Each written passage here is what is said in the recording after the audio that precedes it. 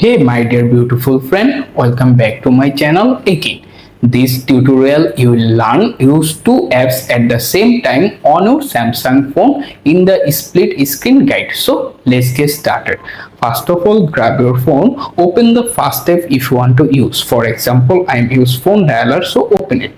After this app is open, simply swipe the bottom of the screen to open the recent app section. Here found the app, simply tap on the app logo icon at the top of the screen.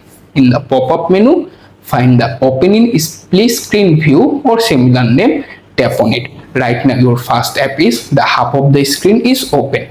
Then scroll through the screen and find the second app if you want to use them. For example, I use the calculator app, simply open it and boom, you can see the process. At the same time, you can both app use your device. If you want to adjust the size of your screen, you can do it. To do that, simply find the three dots more button at the middle of the screen, tap on hold it, then drag the app up or down if you prefer, and that's it. The screen also be changed.